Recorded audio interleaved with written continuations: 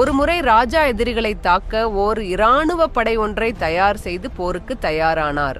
அவர் எப்படியும் இந்த போரில் வெற்றி பெறுவோம் என்று நம்பிக்கையுடன் இருந்தார். ஆனால் அந்த படையினரோ பெரும் சந்தேகத்துடனேயே இருந்தனர். அனைவரும் சோர்த்து போய் நம்பிக்கையின்றி இருந்தார்கள்.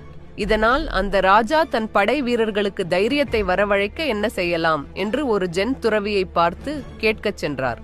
அப்போது அந்த துறவி ராஜாவிடம் ஒரு யோசனையை சொன்னார். அதேபோல் ராஜாவும் செய்தார். அது என்னவென்றால், அந்த ராஜா போர் செல்லும் வழியில் அவர்கள் குல தெய்வ கோவிலில் நிறுத்தி பிரார்த்தனை செய்துவிட்டு ஒரு நாணயத்தை எடுத்து வீரர்களின் முன் காண்பித்து, நான் இப்போது இந்த நாணயத்தை சுழற்றி விடுவேன், தலை விழுந்தால் நாம் வெற்றி பெறுவோம், இல்லையேல் போரில் தோற்போம் என்று துறவி சொன்னதை சொன்னார். வீரர்களிடம் நம் தலை விதியை இந்த நாணயம் நிர்ணயிக்கட்டும் என்று கூறி நாணயத்தை சுழற்றினார். அனைவரும் அதை கூர்ந்து கவனித்தனர். அப்போது தலை விழுந்தது. அதனால் அந்த வீரர்கள் நாம் நிச்சயம் வெற்றி பெறுவோம் என்று நம்பிக்கையுடனும் சந்தோஷத்துடனும் எதிரிகளை தாக்க தயாரானார்கள். யுத்தத்தில் வெற்றியும் பெற்றனர்.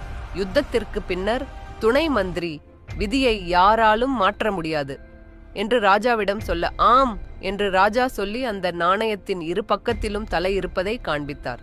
நம்பிக்கையுடன் செயல்பட்டால் எத்தகைய காரியத்தையும் எளிதில் வெல்லலாம், விதியையும் மாற்றி அமைக்கலாம்.